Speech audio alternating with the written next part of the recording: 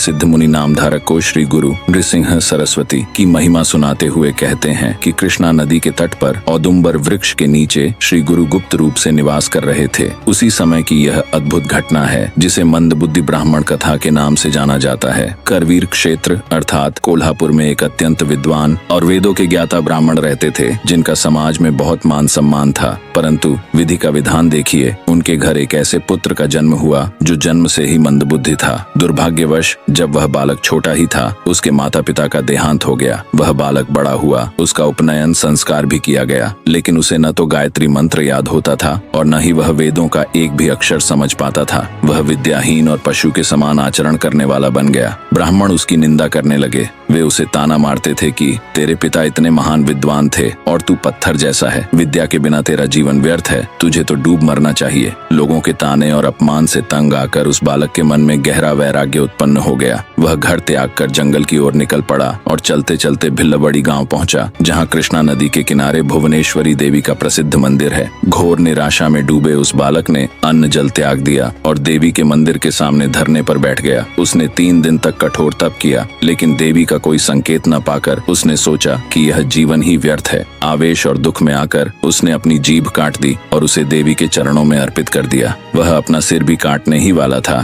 कि तभी उसे देवी ने स्वप्न में दर्शन दिए। देवी ने कहा, हे बालक, साहस मत खो। नदी के उस पार औदुंबर वृक्ष के नीचे साक्षात त्रिमूर्ति दत्तात्रेय रूपी एक महायोगी श्री गुरु विराजमान है। तुम उनके शरण में जाओ, वे तुम्हारी सभी इच्छाएं पूर्ण करेंगे। नींद खुलते ही वह बालक कटी हुई जीभ और बहते रक्त की परवाह किए बिना तुरंत कृष्णा नदी पार करके औदुंबर क्षेत्र में पहुंचा। वहां उसने शांत मुद्रा में बैठे श्री गुरु नृसिंह सरस्वती को देखा और उनकी चरणों में गिर पड़ा। श्री गुरु ने करुणा भरी दृष्टि से उस बालक को देखा और अपना वृद्ध हस्त, आशीर्वाद का हाथ उसके सिर पर रखा। श्री गुरु का स्पर्श होते ही एक चमत्कार हुआ। उस बालक की कटी हुई जीभ पुनः जुड़ गई और घाव भर गया। इतना ही नहीं, जिस बालक को कल तक एक अक्षर भी याद नहीं होता था, उसे क्षण भर में चारों वेद, शास्त्र, तर्क और व्याकरण का संपूर्ण ज्ञान प्राप्त हो गया। जैसे पारस के स्पर्श से लोहा सोना बन जाता है, वैसे ही श्री गुरु की कृपा से वह मूर्ख बालक महाज्ञानी विद्वान बन गया। इस प्रकार सिद्ध मुनि कहते हैं कि जहाँ श्री गुरु का वास होता है, वहाँ असंभव भी संभव हो जाता है और अज्ञान का अंधकार मिटकर ज्ञान का प्रकाश फैलता है।